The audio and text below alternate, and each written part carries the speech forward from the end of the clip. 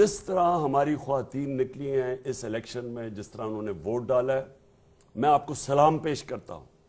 یہ زندہ قوم ہمیں نظر آئی ہے۔ پرانے زمانے میں اس طرح کے لوگ، جس طرح یہ جو پرانی جماعتیں ہیں، یہ دھاندلی کرتی تھی، پیسے دیتی تھی، رشوتیں دیتی تھی، سب کچھ کرتی تھی، اور یہ سمجھتی تھی کہ جو بھی جس کے پاس جو اسٹیبلشمنٹ جس کی مدد کرے وہ جیت جائے۔ وہ دن چلے گئے ہیں، یہ قوم آزاد ہوتی جا رہی ہے۔ اور یہ الیکشن کمیشن کے اوپر میں ایک اور بات کہنا چاہتا ہوں۔ پٹن کی رپورٹ آئی۔ پٹن ایک ہے ادارہ جو کہ الیکشن کے اوپر جو سارے ان کے تبصرہ کرتا ہے، انویسٹیگیٹ کرتا ہے، ان کے اوپر سرویز کرتا ہے۔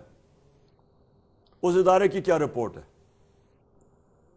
اس ادارے کی رپورٹ ہے کہ 163 طریقے ہیں الیکشن میں دھاندلی کے۔ ان کی سروے کے مطابق 163 طریقے ہیں جس کے ذریعے دھاندلی ہوتی ہے۔ اور پٹن یہ کہتا ہے انویسٹیگیشن کے بعد کہ 130 دھاندلی کے طریقے ختم ہو جاتے ہیں ای وی ایم مشین سے۔ جو الیکٹرانک ووٹنگ مشین ہے اس سے 130 طریقے ختم ہو جاتے ہیں۔ اور آپ یہ دیکھیں کہ 2-2.5 سال سے میری گورنمنٹ نے پورا زور لگایا کہ کسی طرح ای وی ایم مشینز آ جائیں۔ یہ دو جماعتیں ہیں جو مافیاز ہیں، انہوں نے اس کی سخت مخالفت کی۔ یہ جو باقی پی ڈی ایم کی پارٹیز ہیں انہوں نے مخالفت کی اس کی، لیکن اس سے بھی زیادہ مخالفت اور سیبوٹاج اس الیکشن کمیشن نے کیا۔ اور ابھی آپ دیکھ لیں کہ جو 2 الیکشنز ہم ہارے ہیں، ان دونوں الیکشنز میں، ایک مظفر گڑھ میں اور ایک یہ جو پنڈی میں، دونوں الیکشنز کے اندر ریزلٹس ڈیلے کیے گئے۔ ای وی ایم مشین سے کیا ہوتا ہے کہ ایک دم جیسی الیکشن ختم ہوتا ہے ریزلٹ آ جاتا ہے۔ جب ریزلٹ ڈیلے کرتے ہیں، جو جوڈیشل کمیشن بیٹھی تھی 2015 میں انویسٹیگیٹ کیا، انہوں نے یہ کہا کہ سارا جو دھاندلی ہوتی ہے وہ جیسی پولنگ ختم ہوتی ہے اور اس کے بعد جو ریزلٹ آتا ہے۔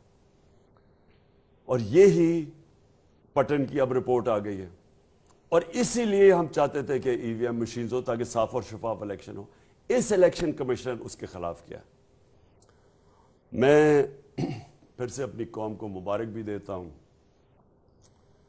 جس طرح میری قوم نکلی، میں نے جس طرح کہا خواتین نکلی، لیکن جو ہمارے نوجوان جس طرح نکلے، جس طرح انہوں نے پیرا دیا، جس طرح انہوں نے ہر قسم کی انہوں نے کوشش کی، ڈرانے کی، دھمکانے کی، ایف آئی سب کے خلاف جس طرح قوم کھڑی ہوئی، میں سب سے پہلے تو آپ سب کو آج سلام کرتا ہوں، اور آپ کو اپنی قوم کی طرف سے، ہم ساری قوم، ہم سب کو اپنے آپ کو مبارک دینی چاہیے کہ یہ ایک بہت بڑا ایک نئے راستے کے اوپر ہم نکل گئے ہیں۔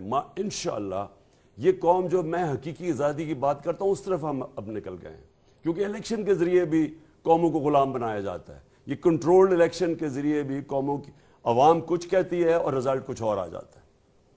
لیکن میں نے جو آج آپ کو خاص طور پہ یہاں سب کو دعوت دی، اور وہ اب میں اس پہ آ رہا ہوں۔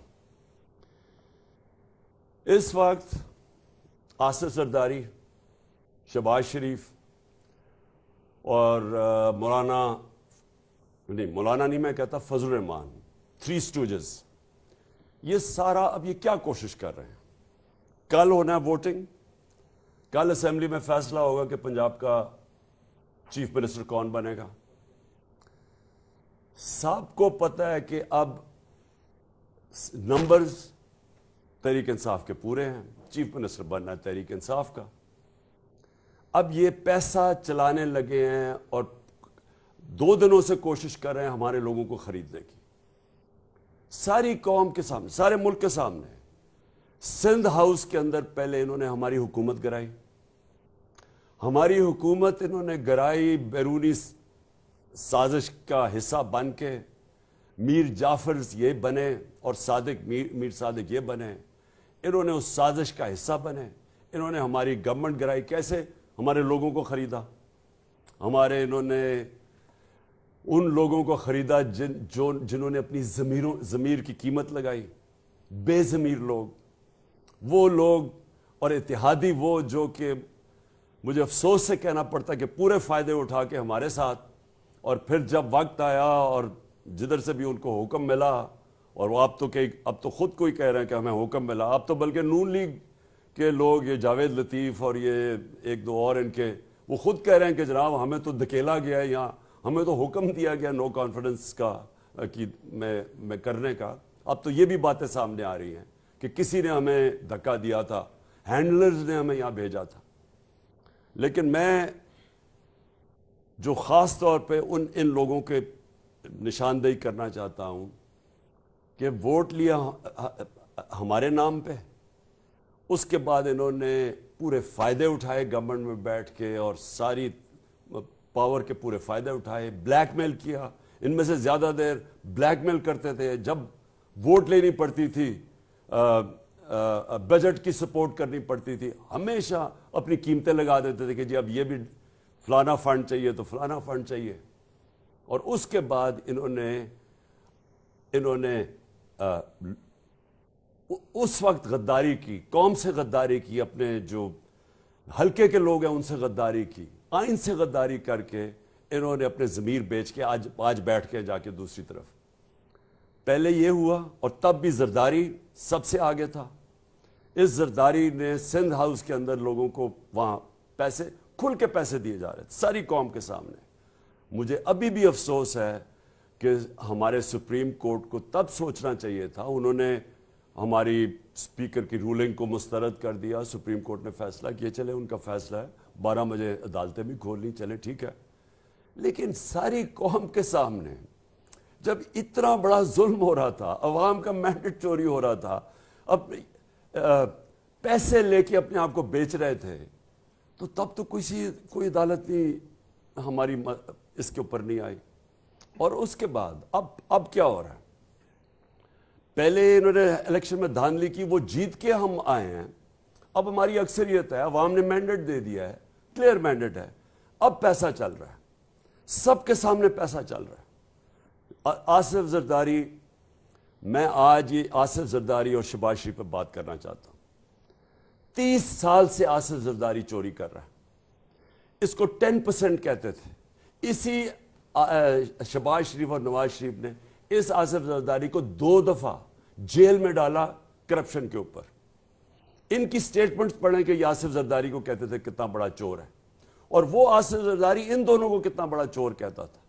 ان کے اوپر باہر کے اخباروں کے اندر مضمون چھپے ہوئے ہیں، ان کے اوپر ڈاکیومنٹری فلمز بنی ہوئی ہیں ان کی چوری کے اوپر، ان کے اوپر کتابیں، وے آف دا ورلڈ جیسی کتاب، اس میں ان کا لکھا ہوا ہے کہ انہوں نے کس طرح چوری کیا ہے اس ملک کا پیسہ۔ یہ وہ لوگ ہیں جن کے اوپر نیب میں بنے بنائے کیسز پڑے ہوئے تھے، ان ساروں کے اوپر کرپشن کے کیسز تھے۔ میں آج یہ بھی کہنا چاہتا ہوں کہ ان کو بچایا گیا ہے۔